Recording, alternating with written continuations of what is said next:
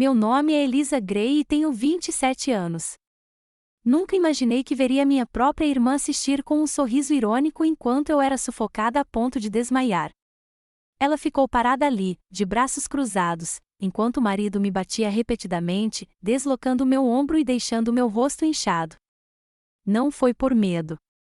Não foi um erro. Foi porque me recusei a assinar um empréstimo. Foi o suficiente para transformar a família em testemunhas e o silêncio na traição suprema. Antes de contar minha história, diga-me de onde você está assistindo. Por favor, apoie-me curtindo este vídeo e inscreva-se se você concorda que um lar deve ser o lugar mais seguro do planeta, não o campo de batalha mais perigoso. Era uma tarde de sábado em Fayetteville, um dia de paz frágil. O tipo de silêncio que se conquista depois de uma longa semana na base. Meu ritual era sempre o mesmo: desmontar, limpar e remontar minha pistola de serviço M17 padrão. O processo metódico, o cheiro de óleo de arma, o clique satisfatório do metal encaixando no lugar eram uma forma de meditação para mim. Foi o único momento em que minha mente, sempre avaliando ameaças e criando cenários estratégicos, conseguiu silenciar. Na mecânica controlada e previsível da arma de fogo, encontrei meu centro. Esse centro foi destruído pelo rangido dos pneus no cascalho em frente ao meu condomínio. Não precisei olhar. Reconheci o som do enorme Lincoln Navigator de Julia, um veículo que sempre parecia anunciar sua chegada com uma arrogância imerecida. Eles não tinham ligado. Nunca ligaram. A regra tácita na família Gray era que meu tempo, meu espaço e meus limites eram meras sugestões, facilmente anuladas por seus caprichos. A porta se abriu e minha irmã Sarafina entrou. Ela trouxe consigo uma nuvem de Chanel número 5 e a atmosfera sufocante da arrogância suburbana. Seus olhos, afiados e críticos, percorreram lentamente meu apartamento meticulosamente organizado. Tudo tinha um lugar, um reflexo de uma vida construída na ordem, um contraste gritante com o caos da nossa criação. Ainda parece um dormitório, Eli, disse ela, com a voz transbordando uma pena que não era pena de verdade. Quando você vai começar a viver de verdade? Cada palavra era uma agulha mergulhada em veneno, mirando diretamente nas escolhas que eu havia feito. A vida de disciplina que eu havia forjado para mim, minha carreira como capitão do corpo médico do exército, não era, aos olhos dela, algo viável. Era apenas um espaço reservado para a vida em MC mansões e associações a clubes de campo, ela considerava o padrão. Eles não tinham vindo de mãos vazias, é claro. Julia entrou pesadamente atrás dela, carregando uma caixa de IPA artesanal local e uma grande bandeja de alumínio com costelas defumadas lentamente no churrasco, de um lugar na High Street que ele sabia ser o meu favorito. Era uma manobra tática clássica, amolecer o alvo antes do ataque. Uma oferta de paz antes da guerra. Eles se acomodaram no meu sofá como se fossem donos dele. Julian colocou uma pasta grossa de papel pardo na minha mesa de centro e a deslizou pela madeira polida. Parou bem perto do meu tapete de limpeza. Parecia menos uma oferenda e mais um ultimato. Esta é a sua chance de retribuir à família, Eli, começou Julian, com o tom de um benfeitor magnânimo. Ele se recostou, abrindo os braços sobre o encosto do sofá. Então, enfiou a mão no bolso do paletó, tirando um cigarro e um zipo prateado, já conhecido e desgastado. Minha respiração ficou presa na garganta. Era do meu pai, o mesmo que ele carregara em 2 missões na Operação Tempestade no deserto.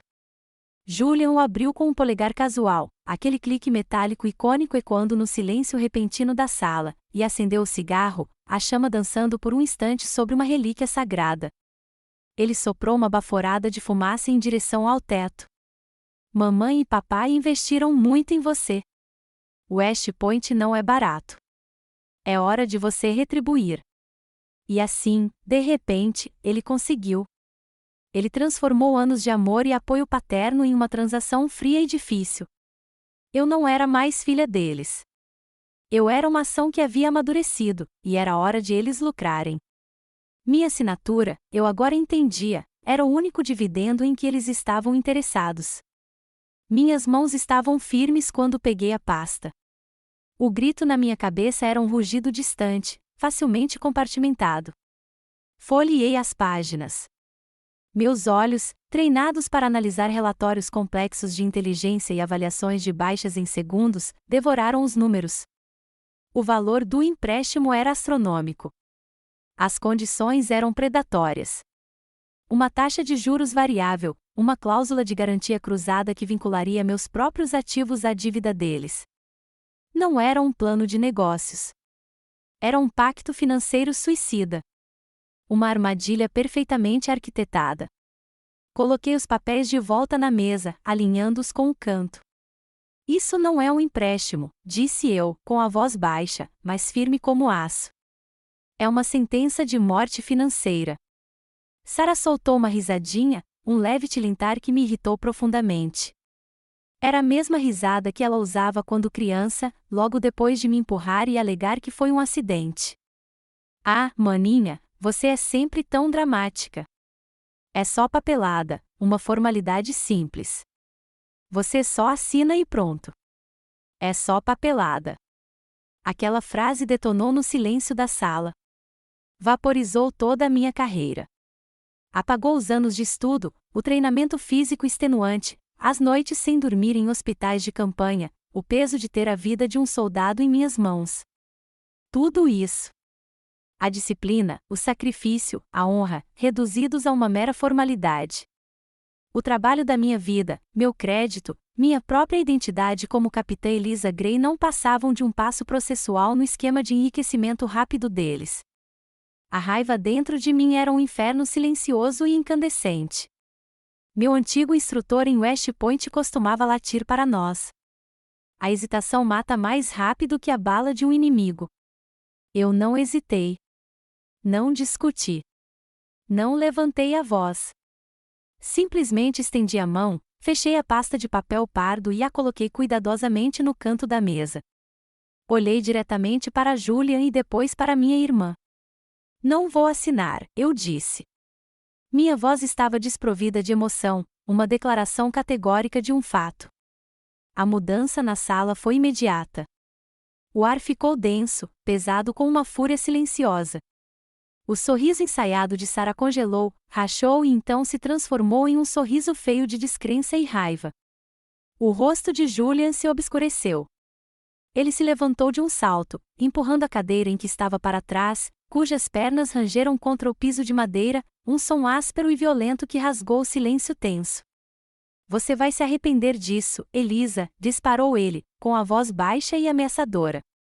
Família não é algo para o qual você pode simplesmente virar as costas.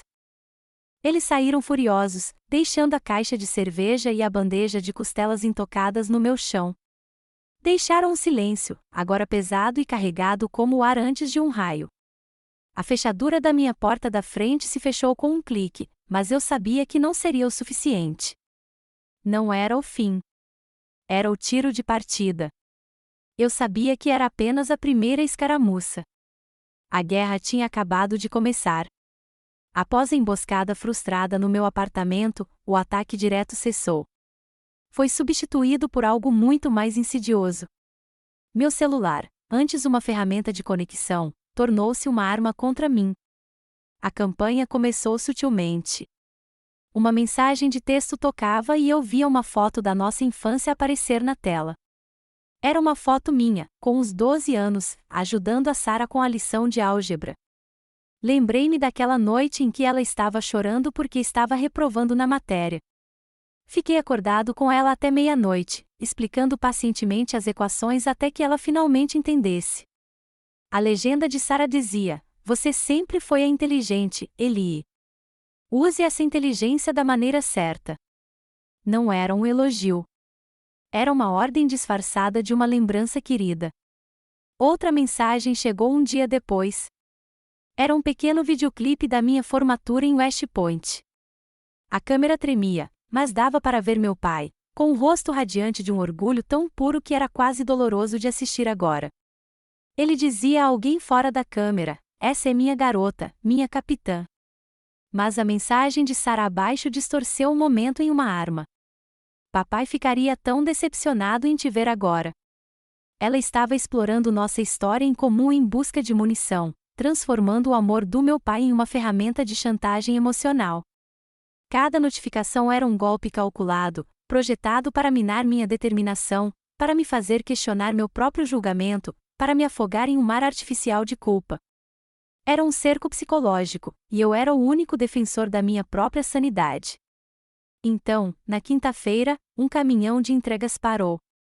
Um arranjo de flores foi deixado na minha porta. Era um grande buquê de lírios brancos, daqueles que você vê descansando em um caixão. O aroma era enjoativo, enchendo meu pequeno apartamento com o cheiro de um velório. Dentro, havia um pequeno cartão escrito com a elegante letra cursiva de Sarah. Pensando em você. Espero que reconsidere antes que seja tarde demais. Não era uma oferta de paz. Era uma ameaça, lindamente embrulhada. Mas o golpe mais devastador não veio da guerra psicológica de Sarah. Veio da sua aliada mais poderosa, nossa mãe.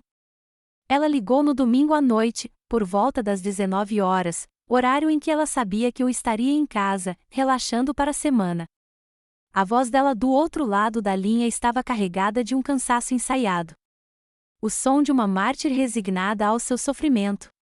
Eli, eu não quero tomar partido, ela começou.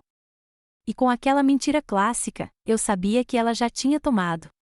É a primeira frase de todo colaborador que já escolheu sua lealdade. Mas sua irmã está muito estressada, continuou ela, com a voz baixa e suplicante.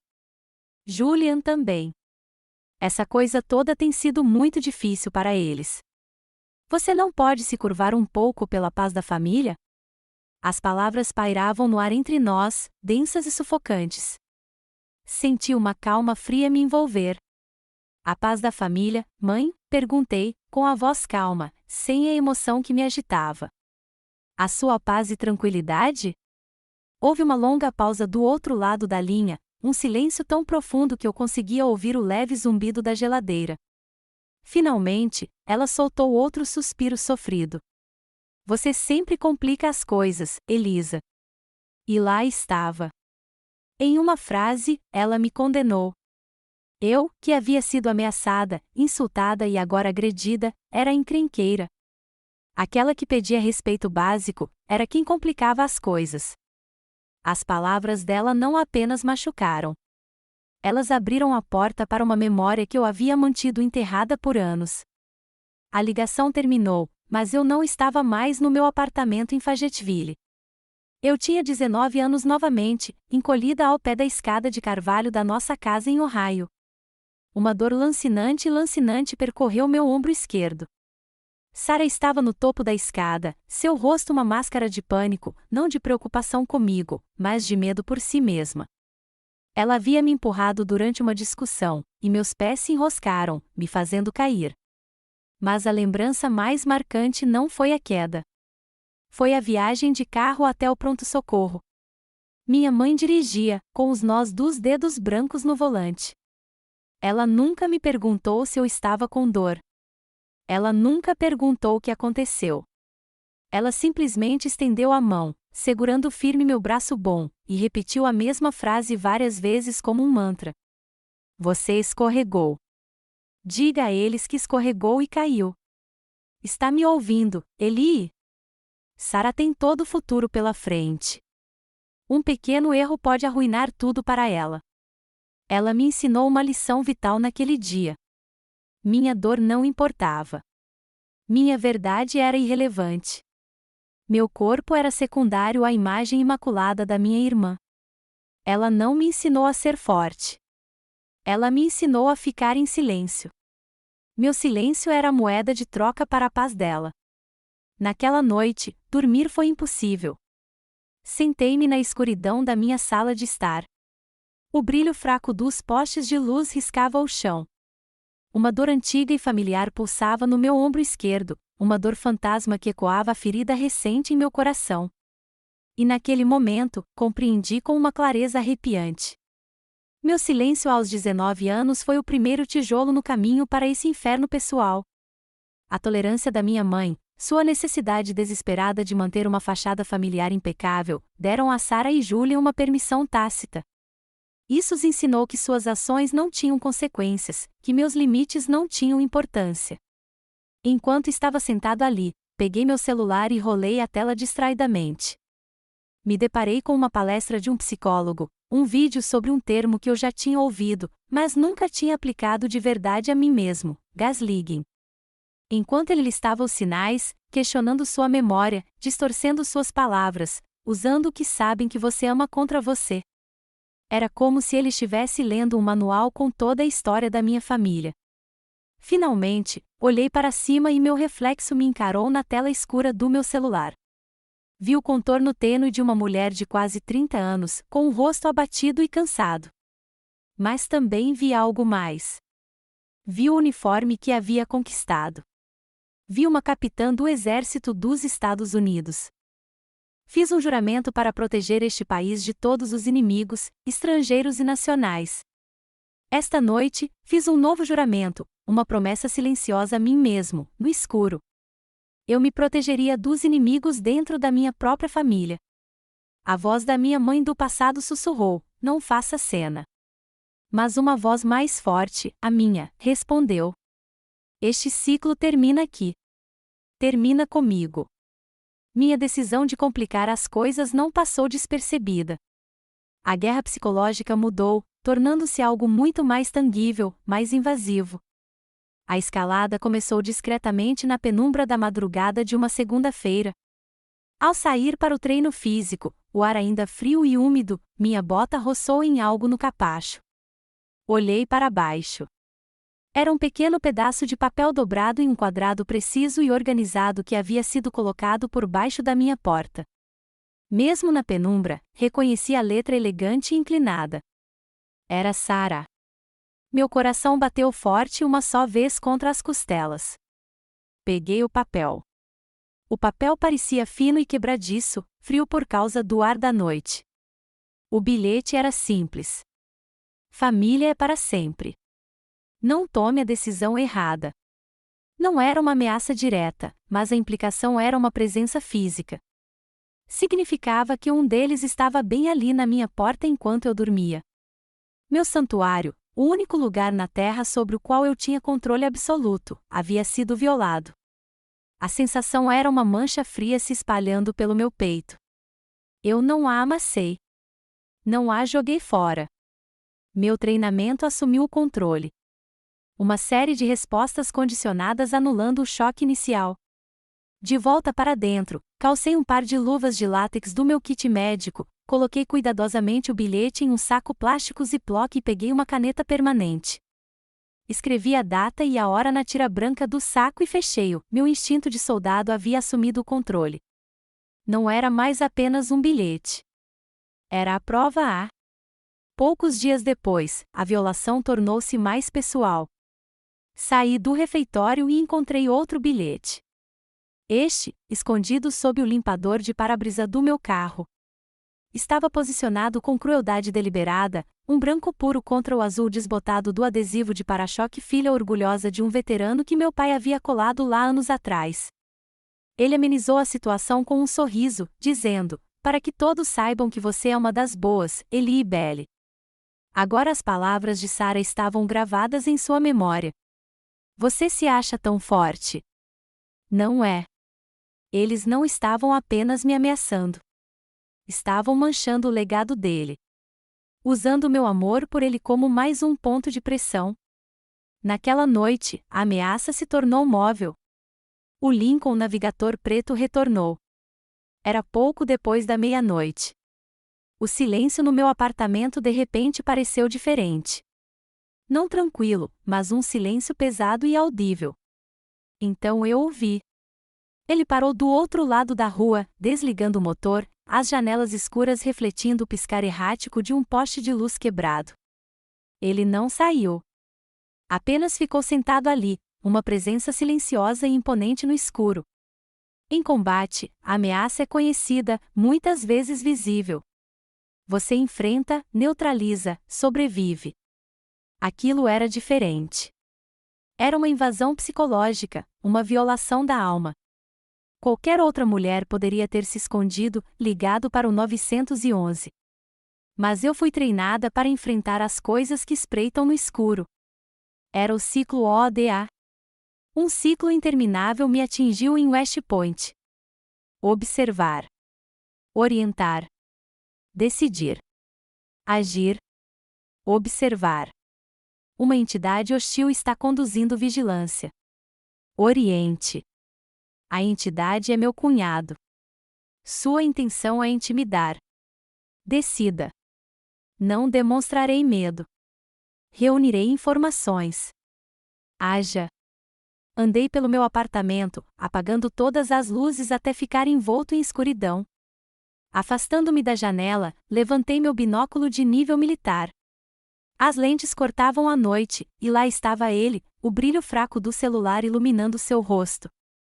Minha respiração era lenta e irregular. Peguei meu próprio celular, apoiei-o no batente da janela para me estabilizar e tirei várias fotos nítidas e de alta resolução do navegador, garantindo que a placa estivesse perfeitamente legível. Registrei o horário de sua chegada, 0h17. 1 hora depois, registrei o horário de sua saída, 1h22. Ele pensou que era o caçador. Não fazia ideia de que a presa estava construindo um arquivo sobre ele. No dia seguinte, dirigi a Terra Lake. O escritório de advocacia de Maya Chen era um bastião de lógica calma em um mundo que parecia cada vez mais caótico. Coloquei os sacos Ziploc e as fotos impressas com carimbo de data e hora em sua mesa de mogno polido. Ela olhou para tudo, seu rosto ficando mais sério, seu maxilar se contraindo a cada evidência. Isso não é mais uma briga de família, Eli, disse ela, batendo em uma das fotos com a ponta da caneta. Este é um padrão claro de assédio, perseguição, mas um juiz vai querer mais. Eles vão tentar retratar você como soldado instável, e isso como circunstancial. Precisamos de provas inegáveis e irrefutáveis. Suas palavras foram a confirmação final. Naquela noite, meu apartamento se tornou oficialmente uma base operacional avançada. Encomendei um conjunto de câmeras de segurança sem fio de alta definição, pequenas unidades discretas com sensores de movimento e visão noturna. Quando chegaram, passei horas instalando-as. O posicionamento de cada câmera foi uma decisão estratégica. Uma delas foi colocada dentro de um vaso de samambaia na varanda, com a lente espiando através das folhas. Outra, disfarçada de pedra paisagística, estava aninhada na cobertura vegetal perto da passarela. Um terço, do tamanho de uma moeda de 25 centavos, estava embutido na madeira escura da moldura da minha campainha, proporcionando-me uma visão panorâmica perfeita de todo o estacionamento. Eu já havia montado perímetros defensivos em desertos do outro lado do mundo. Nunca imaginei que teria que fazer isso na minha própria casa. Uma calma fria e profissional tomou conta de mim. Eu não estava mais esperando o próximo movimento. Eu estava preparando o tabuleiro. A paciência deles finalmente acabou no final da semana. O último bilhete não foi passado por baixo da porta. Estava colado no centro dela com tiras prateadas de fita adesiva. Era uma marca pública, uma marca de propriedade. Parecia uma convocação. Jantar de domingo na casa da mamãe. Esteja lá e haja corretamente. Esta é sua última chance. A arrogância pura e genuína daquela atitude me tirou o fôlego. Haja direito. Como se eu fosse a pessoa que tivesse quebrado a paz. Eles não estavam me convidando. Estavam me dando ordens. Eu sabia que aquele jantar não era uma tentativa de reconciliação. Era um tribunal. Uma emboscada. Mas, em sua suprema confiança, eles cometeram um erro tático fatal. Deram-me 1 hora e um lugar. Deram-me um campo de batalha de sua própria escolha e me deram tempo para me preparar. A viagem da Carolina do Norte até Ohio foi longa e solitária, 8 horas na estrada, observando a paisagem se achatar e as árvores adquirirem os tons dourados e vermelhos familiares do outono em Ohio. A cada quilômetro, eu me sentia como um soldado sendo destacado, adentrando cada vez mais o território inimigo. O território, neste caso, era a casa enorme no subúrbio onde cresci. Ao entrar na garagem, o aroma familiar do peru assado da minha mãe pairava no ar. Um fantasma de 1000 domingos mais felizes. Eu ouvia o murmúrio de conversas e gargalhadas lá dentro. Por um breve momento, uma recha de esperança cintilou dentro de mim. Talvez isso não seja tão ruim. Talvez eles me escutem. A esperança morreu no instante em que abri a porta da frente. Todas as conversas cessaram. Todas as cabeças se viraram.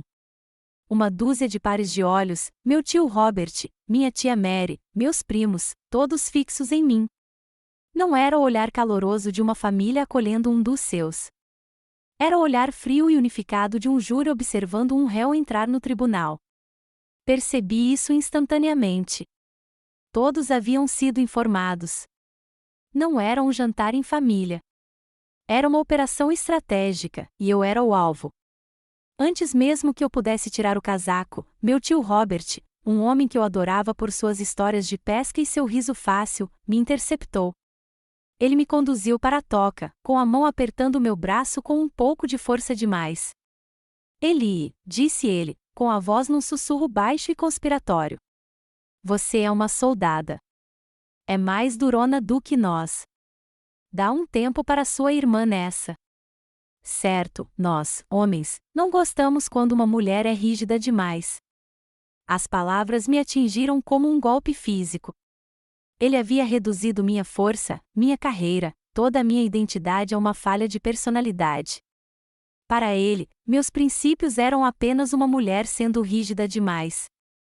O jantar em si foi uma aula magistral de tortura psicológica. Eu estava sentado na outra ponta da mesa, uma ilha de isolamento. Eles falavam ao meu redor, através de mim, como se eu fosse um fantasma no banquete deles. Meu primo passou a tigela de purê de batatas bem na frente do meu prato para o irmão, sem nunca me olhar nos olhos. Foi um ato deliberado e mesquinho de exclusão, e brutalmente eficaz. A conversa foi uma enxurrada cuidadosamente orquestrada de agressão passiva. Minha tia Mary fez um longo e alto monólogo sobre como seu filho Mark havia se sacrificado para ser fiador da hipoteca da irmã mais nova. É isso que a família faz, declarou ela, olhando incisivamente para mim, do outro lado da mesa. Nós nos apoiamos.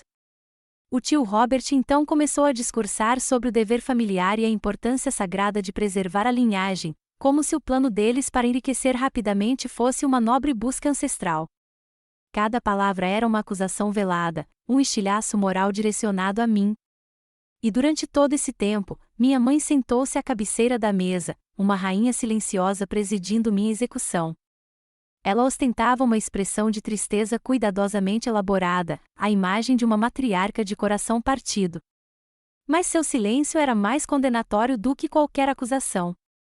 Ela era comandante deste exército e, ao não dizer nada, dava seu total apoio ao ataque.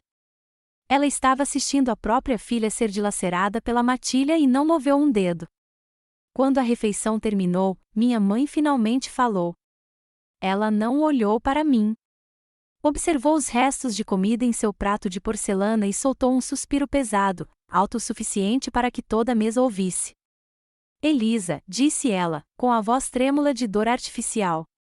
Eu simplesmente não entendo por que você sempre tem que brigar com essa família.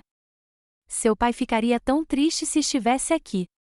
Esse foi o tiro fatal, a única arma contra a qual eles sabiam que eu não tinha defesa. Ela roubou meu herói, minha bússola moral, meu único e verdadeiro aliado nesta família, e usou a memória dele para me envergonhar. Uma onda quente e amarga de tristeza e raiva subiu pela minha garganta, sufocando-me. Minha mão tremia quando pousei o garfo. O tilintar da prata contra a porcelana soou estranhamente alto no silêncio repentino e expectante. Terminei, eu disse, minha voz quase um sussurro. Empurrei minha cadeira para trás e me levantei. Saí para a varanda dos fundos, o ar frio do outono me chocou. Eu precisava respirar para escapar do peso sufocante do julgamento deles. Um momento depois, a porta de tela se abriu com um rangido. Sarah deslizou para fora, com uma taça de vinho tinto na mão. A máscara de civilidade havia desaparecido. Viu, disse ela, com a voz transbordando de triunfo presunçoso. Não tem ninguém do seu lado, Elisa. Você está sozinha nisso. Ela tomou um gole lento e deliberado de vinho, sem tirar os olhos dos meus. Aproximou-se, o aroma do seu perfume e o do vinho misturando-se no ar frio. Inclinou-se, os lábios perto do meu ouvido, e sua voz transformou-se num sussurro conspiratório e venenoso. Você vai assinar. Não tem outra escolha. Ela fez uma pausa, deixando as palavras se fixarem. Então, desferiu o golpe final de desprezo. Você não vai fazer nada, irmãzinha. Você nunca faz. Meu pai costumava ler provérbios às vezes. Houve um versículo que me veio à mente, claro como o vento. As feridas causadas por um amigo são confiáveis, mas um inimigo multiplica beijos. As palavras de Sara pretendiam ser um insulto final, um lembrete de todas as vezes que recuei, de todas as vezes que escolhi o silêncio em nome da paz. Ela pensou que estava me enterrando sob o peso do meu passado. Mas, desta vez, suas palavras não extinguiram o resto da minha luta. Elas acenderam uma chama. Por 2 dias após aquele jantar catastrófico, não houve nada. Nenhuma ligação, nenhuma mensagem, nenhum bilhete debaixo da porta. Era um silêncio mortal e perturbador, muito mais ameaçador do que qualquer ameaça. Eu sabia que aquilo não era uma admissão de derrota. Era o silêncio contido de um predador se recompondo antes do ataque final. Meu apartamento não era mais um santuário. Havia se tornado um posto avançado. Eu vivia em um estado de prontidão elevada, o que nós, no exército, chamamos de condição vermelha. Dormir era um luxo ao qual eu não podia me dar. Em vez disso, eu fazia pequenos descansos de 2 horas, sempre completamente vestido. Eu verificava as imagens ao vivo das minhas câmeras de segurança a cada hora, meus olhos vasculhando o estacionamento escuro em busca de qualquer sinal da Navigator preta. Minha pistola de serviço M17, limpa e carregada com o carregador cheio, estava na gaveta do criado mudo ao lado da minha cama. Seu peso frio, um conforto sombrio. Eu não estava vivendo com medo. O medo é uma emoção paralisante. Isso era diferente. Isso era vigilância. Cada rangido do assoalho do apartamento de cima, cada feixe de faróis vindos da rua, enviava uma descarga elétrica através de mim, meus músculos se tensionando em uma resposta automática. Eu era um soldado de plantão e o inimigo estava por perto. A tempestade começou na terça à noite. Meu telefone tocou, e a tela exibiu um número desconhecido. Meu protocolo de treinamento entrou em ação. Nunca se identifique primeiro. Atendi a chamada e não disse nada, ouvindo o silêncio do outro lado da linha. Então a voz dele surgiu pelo viva-voz, um som gutural e grave, carregado de uísque e raiva. Era Julia. Você tem 10 minutos. Ele não se preocupou com gentilezas. Deixe essa pasta assinada e pronta perto da porta. Se você não abrir, eu mesmo abro. A linha estalou e eu pude ouvir a voz de Sara ao fundo. Um murmúrio fraco e indistinto. Não era o som de protesto. Era o som de encorajamento. Então Julian acrescentou uma última coisa, sua voz se transformando em um tom de escárnio repleto de desprezo. Você acha que esse uniforme te protege? Quando você está sozinha em casa, você é apenas mais uma mulher fraca. Desliguei a ligação sem dizer uma palavra. Meu coração não batia mais de medo. Começou a bater num ritmo lento, pesado e poderoso. Uma cadência de tambor de guerra. Uma onda de adrenalina pura e fria inundou minhas veias, aguçando meus sentidos, limpando minha mente de tudo, exceto da ameaça imediata. O jogo havia mudado. Não se tratava mais de intimidação. Estava prestes a se tornar uma agressão física. Olhei para o relógio. Menos de 5 minutos depois, um par de faróis fez uma curva fechada e agressiva no meu estacionamento. Era o Lincoln Navigator. Mas, desta vez, não estacionou discretamente do outro lado da rua. Acelerou, parando bem no lugar abaixo da janela da minha sala.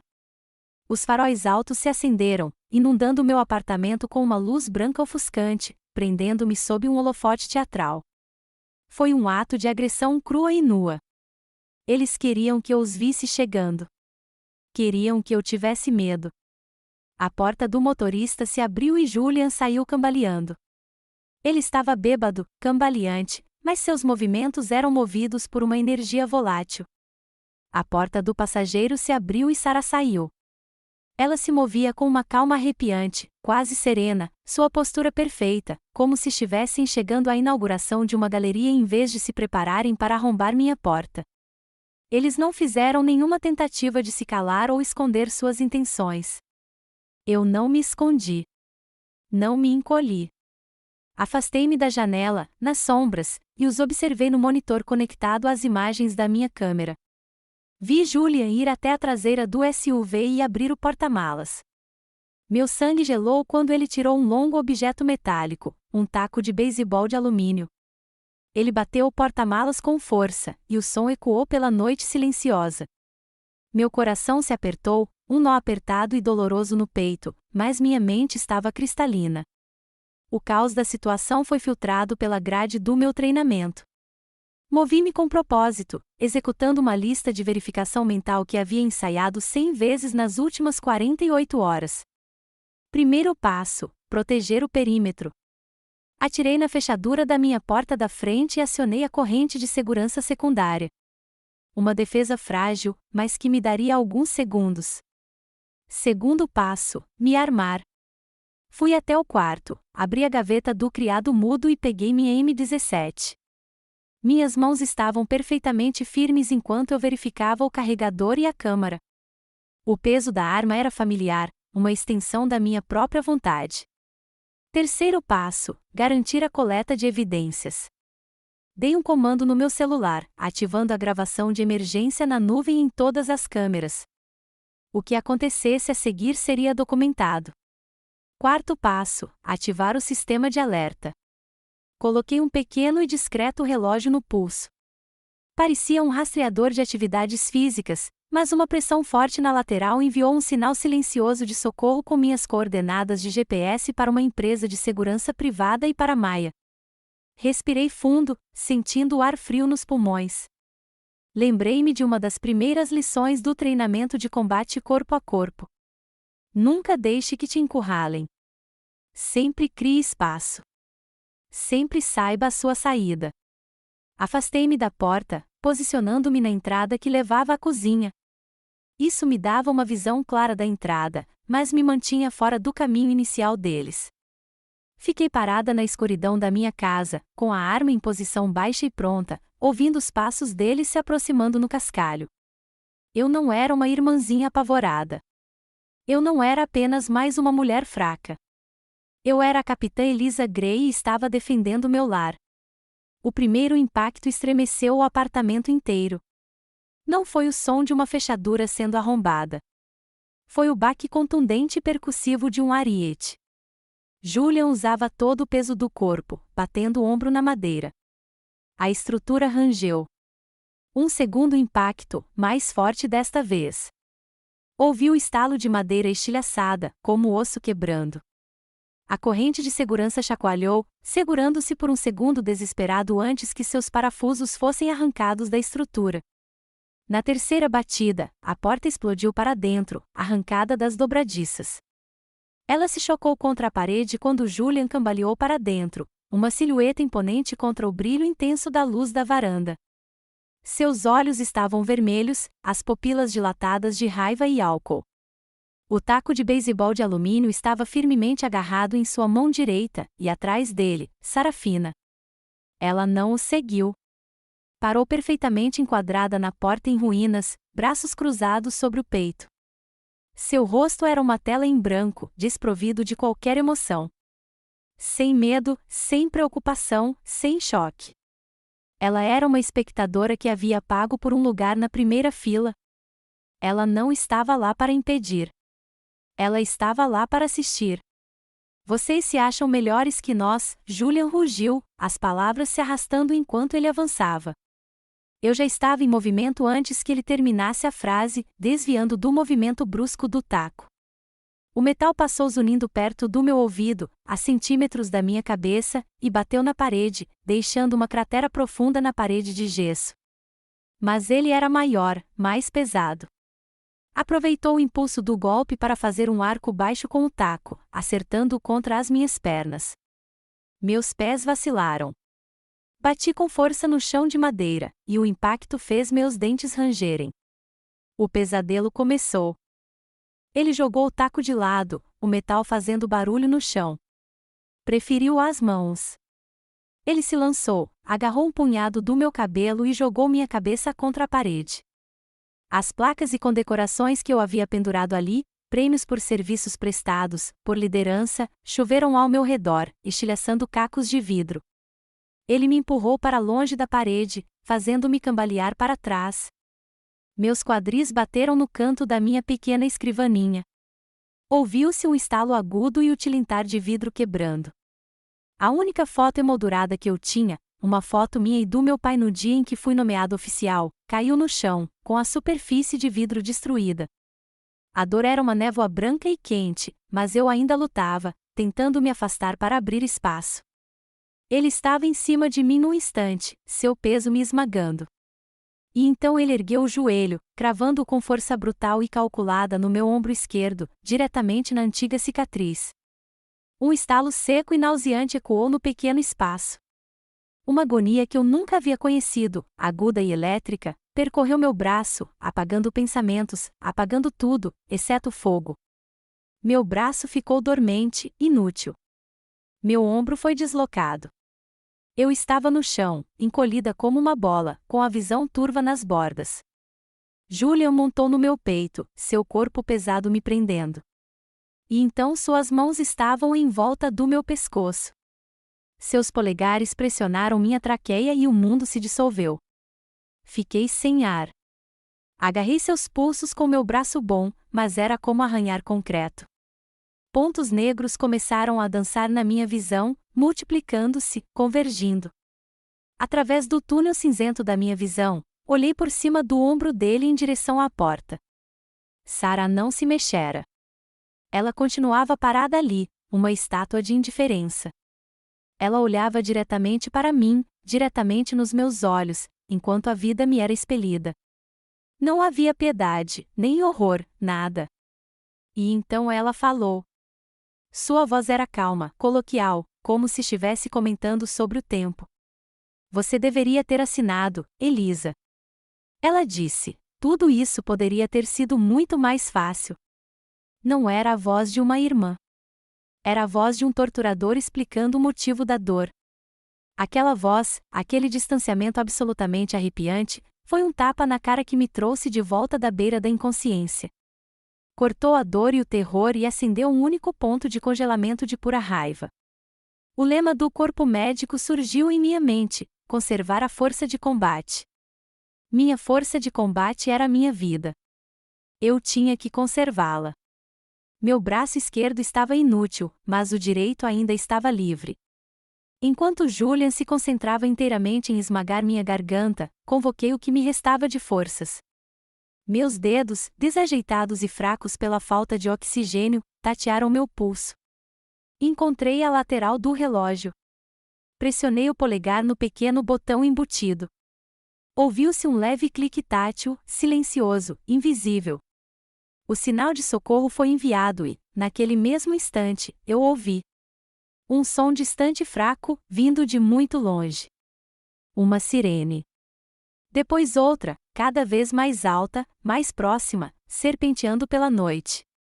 Julian também ouviu. Levantou a cabeça bruscamente.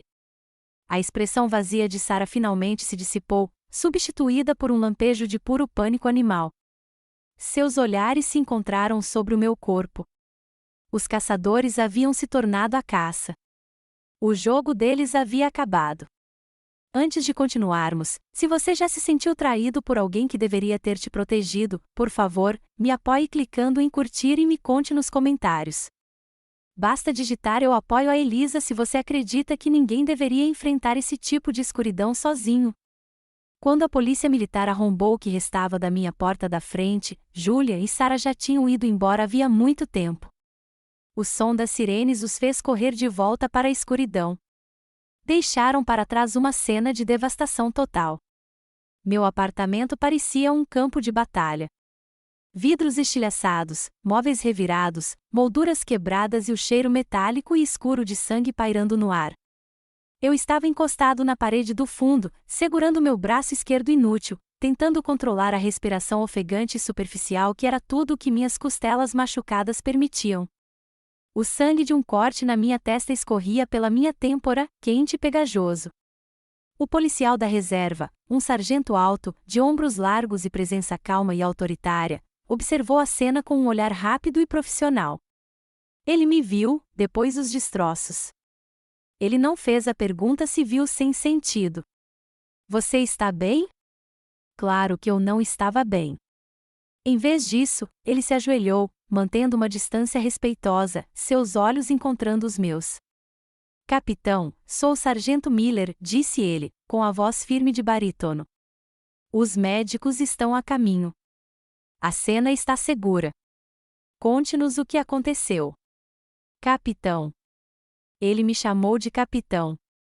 Ele viu minha patente, não apenas meus ferimentos. Naquele momento, algo dentro de mim que estava reprimido há semanas finalmente começou a se soltar. Eu não estava mais sozinho. Eu estava entre soldados. Eu estava entre os meus. Os paramédicos chegaram. Um turbilhão de calma e eficiência. Quando começaram a me avaliar, suas perguntas foram diretas e impessoais. Sobre a dor, minha respiração, a dormência no meu braço. Antes de me ajudarem a subir na maca, apontei com a mão boa para a mesa de centro. Ali, disse eu, com a voz num sussurro rouco e áspero. A pasta. A pasta de papel pardo ainda estava lá, salpicada com algumas gotas escuras do meu próprio sangue. Começou com isso e estes. O sargento Miller já estava lá. Observei outro policial de luvas pegar cuidadosamente os sacos Ziploc contendo os bilhetes de Sarah. Eu os havia deixado no balcão da cozinha, prontos. Verifique o sistema de segurança, acrescentei, com a voz embargada. A varanda, a campainha, está tudo gravado. O sargento Miller assentiu, com uma expressão indecifrável, mas profissional. Vamos, capitão, garantiu-me. Não me olhou como uma vítima histérica. Olhou-me como um colega oficial fornecendo informações cruciais, e pela primeira vez senti um lampejo de algo que se assemelhava à esperança. Maya chegou ao Centro Médico Militar WAC em menos de 1 hora. Ela devia ter ultrapassado todos os limites de velocidade vindo de Raleigh.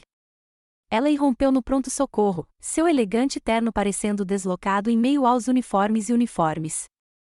Ela olhou para os pontos de borboleta na minha testa, os hematomas escuros já brotando na minha bochecha e no meu maxilar. Meu braço imobilizado numa tipóia, e um fogo que eu nunca tinha visto antes se acendeu em seus olhos.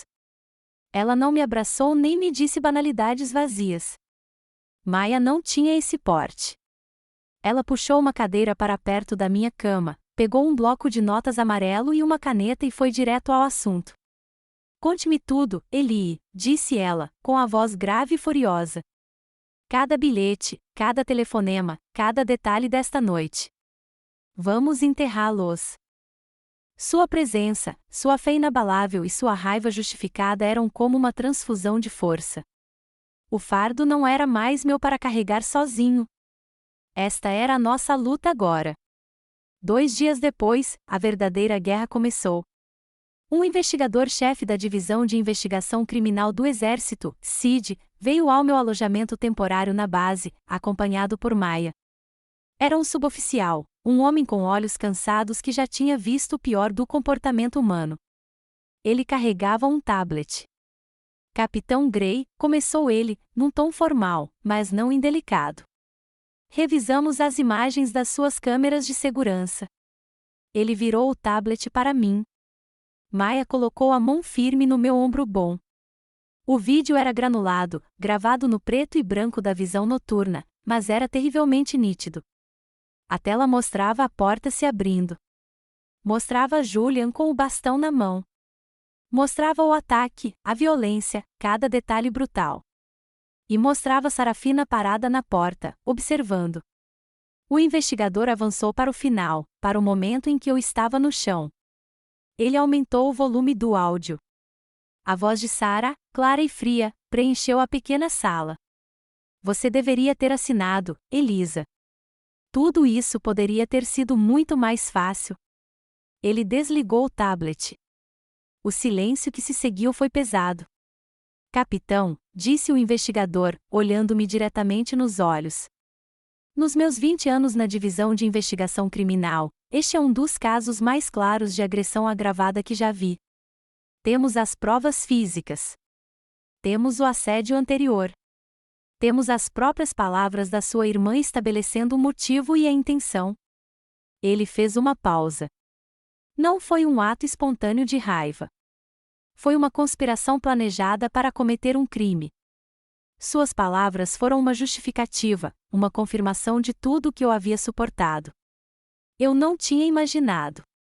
Não tinha sido muito dramático nem complicado as coisas. Minha verdade, por tanto tempo ignorada e negada, agora estava registrada, cronometrada e inegável.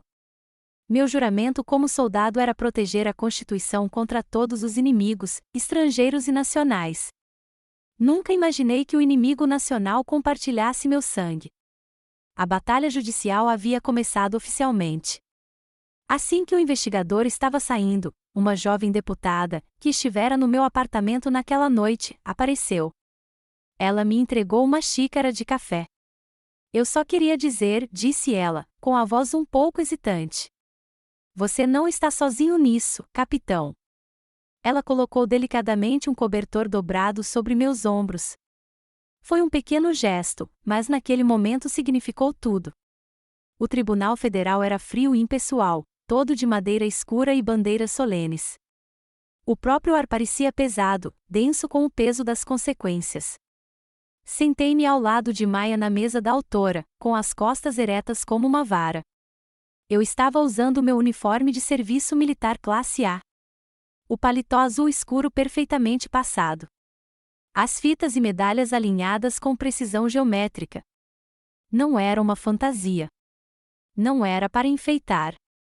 Era minha armadura. Foi uma declaração silenciosa para todos naquela sala, o juiz, o júri e a família sentada à minha frente, de quem eu era, Capitã Elisa Gray, uma oficial do Exército dos Estados Unidos. Do outro lado do corredor, Julia e Sarah estavam sentados à mesa dos réus. Vestiam roupas conservadoras e caras, parecendo um casal poderoso que, infelizmente, havia se metido em pequenos problemas legais. Eles se inclinavam para o papel de vítimas, os familiares preocupados que, infelizmente, haviam sido arrastados para o vórtice da minha suposta instabilidade. E sentados na galeria logo atrás deles, uma parede silenciosa de apoio aos meus agressores, estavam minha mãe e meu tio Robert. A presença deles foi um último ato público de traição. Julian foi o primeiro a depor. Sob a gentil orientação de seu advogado, ele inventou uma fantástica história de ficção. Ele se apresentou como cunhado preocupado, apenas parando para dar uma sensatez à sua problemática cunhada. Em sua versão dos acontecimentos, eu havia me tornado agitado e agressivo. Ele alegou que eu o havia atacado e que tudo o que ele fez foi apenas em legítima defesa. Seu advogado então tentou desenvolver essa narrativa, tentando me retratar como um soldado instável, uma bomba relógio de TEP não diagnosticado. Ele usou meu serviço, a coisa da qual eu mais me orgulhava, como uma arma contra minha credibilidade. O extenso treinamento de combate da Capitã Gray, argumentou, a torna uma agressora muito mais perigosa do que minha cliente. Maya levantou-se lentamente. Objeção, meritíssimo. O advogado está especulando. Antes que o juiz pudesse decidir, Maya se virou para o júri. Minha cliente adquiriu habilidades para defender este país, não para ser atacada em sua própria casa por um homem embriagado que pesa mais de 45 quilos a mais. O juiz acatou a objeção, mas o ponto estava claro. Mantive o olhar fixo no júri. Um painel de cidadãos comuns, um professor, um mecânico, um carteiro aposentado. Não deixei minha expressão vacilar.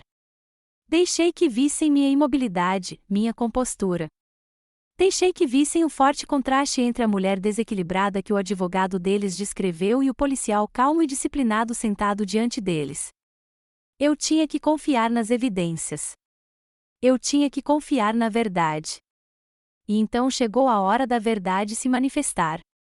A promotoria convoca a próxima prova, anunciou Maia, com a voz ressoando com clareza no silêncio da sala. As imagens de segurança não editadas da residência do autor. O oficial de justiça diminuiu as luzes do tribunal. Uma grande tela desceu do teto. Um silêncio coletivo tomou conta da sala. E então as imagens surgiram, nítidas e silenciosas, em preto e branco. Minha porta em ruínas. Julian, um touro furioso, avançando em direção ao bastão. A queda, o balé brutal e silencioso da violência, e Sarafina, uma sentinela imóvel, observando. O tribunal inteiro prendeu a respiração. O silêncio da filmagem bruta era mais contundente do que qualquer grito. Era possível ouvir alguém no júri ofegar. Era possível sentir a atmosfera na sala mudar, a mentira que haviam construído com tanto cuidado se estilhaçando em 1.000.000 de pedaços. Maia deixou o horror silencioso se desenrolar por 30 segundos inteiros. Então, ela disse, áudio, por favor. Aos 2 minutos e 14 segundos, a cena na tela era as mãos de Júlia em volta do meu pescoço, meu corpo ficando mole, e então a voz da minha irmã, clara e fria, preencheu o tribunal. Uma legenda apareceu na tela, gravando as palavras na memória de todos. Sarah Gray, você deveria ter assinado, Elisa. Tudo isso poderia ter sido muito mais fácil. Uma onda de murmúrios chocados percorreu a galeria. A apresentação havia terminado. A cortina havia descido sobre suas mentiras. Olhei para minha mãe. Seu rosto estava pálido. Quando chegou a vez de Sarah depor, ela era uma pessoa diferente. A mulher confiante e equilibrada havia desaparecido, substituída por uma massa trêmula e chorosa. Mas, diante das evidências inegáveis da fita, suas lágrimas de crocodilo foram inúteis. Sob o questionamento cirúrgico implacável de Maia, ela desmoronou completamente. Então, Senhora Gray, Maia forçou a voz a congelar. A agressão violenta à sua irmã. Foi o que você considerou o último recurso para fazê-la assinar os documentos do empréstimo. É isso mesmo? Em meio a uma série de soluços sufocados e meias negações, toda a história veio à tona. O plano, o desespero financeiro, a manipulação, a fria decisão de usar a violência quando a coerção falhou. Ela admitiu que ficou parada, observando, esperando que a agressão finalmente me destruísse. Ouvindo sua confissão, não senti a onda triunfante de vitória que esperava. Não havia alegria, nem satisfação. Havia apenas um vasto e profundo vazio. Era a dolorosa confirmação final de uma verdade que eu sempre soube, mas nunca quis acreditar. A irmã que um dia amei, aquela que protegi e ajudei a vida toda, nunca existiu de verdade. O amor dela era uma ficção, um papel que ela desempenhava quando era conveniente. E quando não era mais conveniente, ela estava disposta a me ver morrer. O veredito soou como o golpe final e decisivo de um martelo. Julian foi condenado a uma prisão federal por agressão agravada. Sarah recebeu liberdade condicional, serviço comunitário e uma ordem de restrição permanente. No papel, a justiça havia sido feita. O sistema havia funcionado. Eu havia vencido. Mas depois do julgamento, depois dos breves apertos de mão profissionais dos promotores e do abraço aliviado de Maia, restou apenas um silêncio profundo e ensurdecedor. Os dias se transformaram em semanas. Nem um único telefonema da minha mãe, nem uma mensagem de texto do tio Robert ou de qualquer outra pessoa. Era como se, ao ganhar o caso, eu tivesse deixado de existir. Minha utilidade para eles havia expirado. Enquanto eu fosse um recurso em potencial, uma assinatura, uma fonte de dinheiro, eu era família. Mas, como um ser humano que havia sido injustiçado, como uma filha que precisava de conforto, eu era um fantasma. Aquele silêncio confirmou uma verdade mais dolorosa do que qualquer um dos socos de Julia. Eu nunca fui verdadeiramente parte da família deles. Eu era um recurso. E agora o recurso estava esgotado. Cerca de um mês após a sentença, eu estava separando minha correspondência quando a vi. Um único envelope creme endereçado a mim com a letra cursiva familiar da minha mãe, Meu coração deu uma palpitação estranha e complexa. Uma pequena parte ingênua de mim, uma parte que eu pensava ter morrido no chão da minha sala, ainda se agarrava a uma recha de esperança por um pedido de desculpas de verdade, por um sinal de remorso. Essa esperança se desfez quando li a carta. Tinha 2 páginas, repletas de sua dor. Ela escreveu sobre como a família estava destruída naquele momento. Escreveu sobre o terrível erro de Julia e o estresse insuportável de Sarah. Escreveu sobre sua própria tristeza e a vergonha que agora pairava sobre suas vidas. Ela não mencionou minha dor, meu terror ou meu ombro deslocado em nenhum momento. Minha experiência foi uma nota de rodapé na trágica história de seu próprio sofrimento. A carta terminava com a única linha que selava tudo. Espero que um dia você encontre em seu coração a força para perdoar a todos nós, para que nossa família possa voltar a ser como era. Voltar a ser como era. Era uma mentira. Era uma vida inteira me fazendo menor para que Sarah pudesse se sentir maior. A situação era minha dor sendo silenciada em nome do conforto deles. Ela não estava pedindo cura. Ela estava pedindo que eu retornasse ao meu papel designado na peça disfuncional deles. Fiquei sentado com aquela carta por horas, apenas segurando-a nas mãos, o papel esquentando. Pensei em perdão. Percebi que me apegar ao meu ódio e ressentimento era como beber veneno e esperar que morressem. A única pessoa que estava sendo destruída era eu. A raiva tinha cumprido seu propósito. Ela me impulsionou a lutar, mas carregá-la para sempre seria uma sentença de prisão perpétua que eu mesma criei. Então, na solidão silenciosa do meu apartamento, eu os perdoei. Perdoei Sarah por sua crueldade, por um ciúme tão corrosivo que a transformará num monstro. Perdoei Julian por sua fúria violenta e patética, o ato de um homem fraco tentando se sentir poderoso. E o mais difícil de tudo, perdoei minha mãe por sua covardia, por escolher a ilusão de uma família perfeita em detrimento do bem-estar de sua filha. Eu as perdoei não porque elas mereciam, mas porque eu merecia paz. Mas meu perdão não foi um convite. Não foi um passe livre para sair da prisão que os permitiria voltar à minha vida. Foi um ato particular de libertação, um rompimento das correntes emocionais tóxicas que me prendiam há 27 anos. Fui até o meu armário e peguei uma caixa da prateleira de cima. Era uma caixa de madeira de cerejeira escura que meu pai usava para exibir suas medalhas militares, seu coração púrpura, sua estrela de bronze e suas condecorações. Depois que ele morreu, não consegui me convencer a pendurá-la. Parecia algo definitivo demais. Eu havia guardado as coisas dele lá, junto com as cartas que ele me escrevera durante suas missões. Abri a caixa. O cheiro de papel velho e madeira polida enchia o ar. Peguei uma de suas cartas antigas, o papel macio e gasto. Sua letra era forte e clara. Eli e Belle, dizia. Nunca deixe ninguém definir sua bússola moral. Você sabe o que é certo. Confie nisso. Viva de acordo com isso. É tudo o que uma pessoa tem no final. Ao ler suas palavras, eu sabia exatamente o que precisava fazer. Viver de acordo com minha bússola moral significava me proteger. Significava honrar os sacrifícios que fiz para construir esta vida. Significava me recusar a voltar a ser como era. Peguei a carta da minha mãe, dobrei-a cuidadosamente e coloquei-a dentro da caixa de sombra, ao lado das medalhas do meu pai. Eu não a responderia. Eu não a queimaria. Eu a guardaria como uma lembrança solene de um capítulo da minha vida que agora estava definitivamente encerrado. Uma relíquia de uma guerra à qual eu havia sobrevivido. Esse era o meu limite, não uma linha traçada na areia, facilmente apagada pela próxima onda de culpa ou obrigação. Esse limite foi forjado na dor e reforçado com o aço da minha própria sobrevivência duramente conquistada. O perdão era para o passado. Meus limites eram para proteger o meu futuro. Algumas pessoas poderiam ter abandonado o exército depois de uma provação como a minha, buscando uma vida mais tranquila e menos exigente, longe das estruturas rígidas que definiam o meu mundo. Eu fiz o oposto. Apoiei-me mais, mergulhando na única instituição que nunca me decepcionou.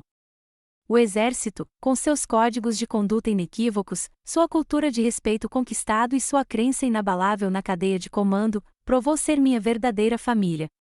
Era uma meritocracia que nunca me pediu para ser menos do que eu era. Apenas me desafiou a me tornar mais. Solicitei uma transferência e me foi concedida uma nova designação, instrutor no Centro e Escola do Departamento Médico do Exército em Fort Sam Houston. Foi lá, diante de salas de aula de oficiais médicos recém-formados, que encontrei meu novo propósito. Olhando para seus rostos, jovens, intensamente inteligentes, uma mistura de confiança inabalável e medo mal disfarçado, vi um reflexo de mim mesmo uma década antes. Vi o mesmo fogo, o mesmo desejo puro de servir. Minha função oficial era ensiná-los medicina de campo de batalha, como aplicar um torniquete sob fogo, como lidar com baixas em massa, como fazer a triagem em meio ao caos. Mas minha verdadeira missão, aquela que atribuí a mim mesmo, era ensiná-los sobre os ferimentos invisíveis. Em nossas sessões sobre liderança e cuidado com soldados, conversei com eles sobre resiliência mental, sobre reconhecer os sinais sutis de dano moral em suas tropas e neles mesmos. Criei um bloco de lições sobre a importância crucial de manter limites pessoais, mesmo e especialmente com as pessoas que deveriam ser seus aliados mais leais. Eu estava tentando ser o líder que gostaria de ter tido todos aqueles anos atrás, alguém que conseguia enxergar as cicatrizes invisíveis. Descobri que minha própria história não se perdeu em um arquivo judicial lacrado. O caso, agora oficialmente documentado como Grace Thor, tornou-se um estudo de caso formal. Maia ligou para me contar que o documento estava sendo usado em cursos de treinamento para o Corpo de Juízes Advogados Gerais, os JAGS, como um exemplo clássico das complexidades da violência doméstica em famílias de militares. Na primeira vez que ela me contou, uma onda de vergonha me invadiu. Minha dor mais íntima e humilhante, agora um plano de aula com tópicos. Mas, ao pensar nisso, a vergonha deu lugar a um profundo senso de propósito. Minha provação poderia salvar outro soldado do mesmo destino. Poderia dar a um jovem JAG a perspicácia necessária para acreditar em uma vítima quando sua própria família a chamasse de mentirosa. Minha dor havia sido transformada em uma lição. Minhas cicatrizes haviam se tornado um escudo para os outros. Cerca de um ano após o julgamento, um e-mail oficial chegou à minha caixa de entrada. O remetente era o Departamento de Defesa.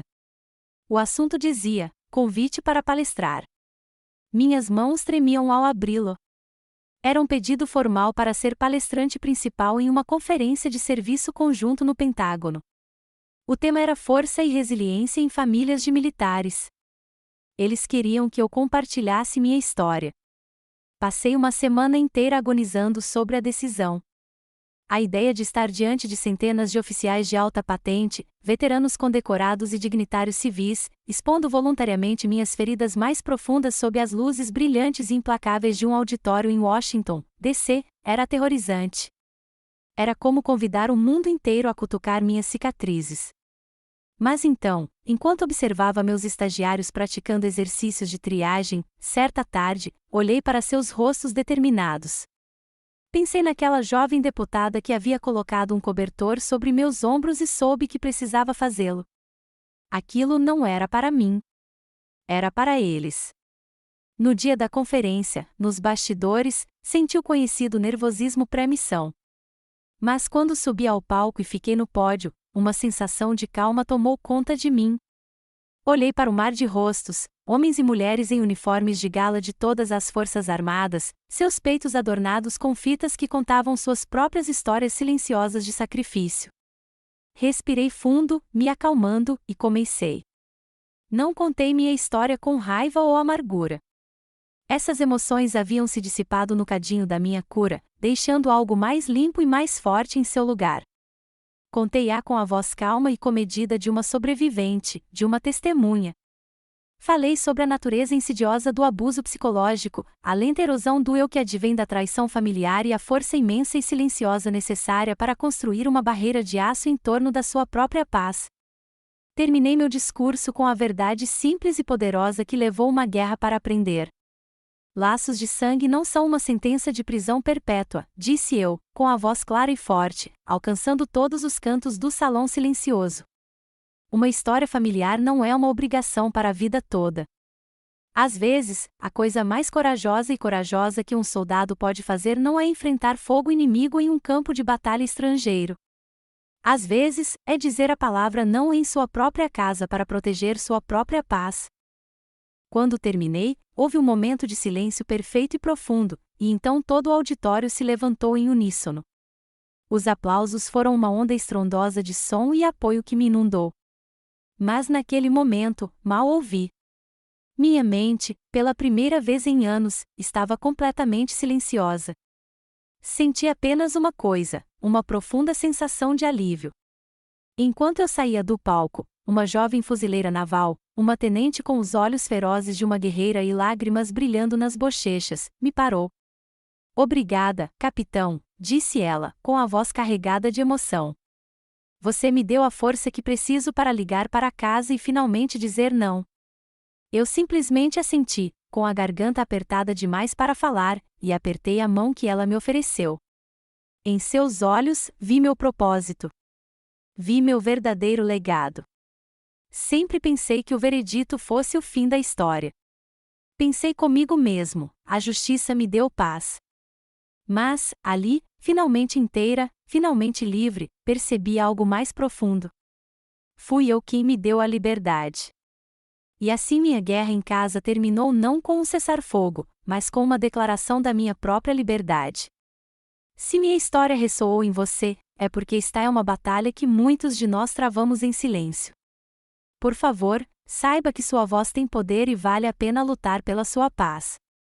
Este canal é um espaço para histórias como a nossa, histórias de sobrevivência e força. Se você acredita no poder de cura e inspiração dessas histórias, inscreva-se e faça parte desta comunidade. Obrigada por ouvir e por ser uma sobrevivente como você.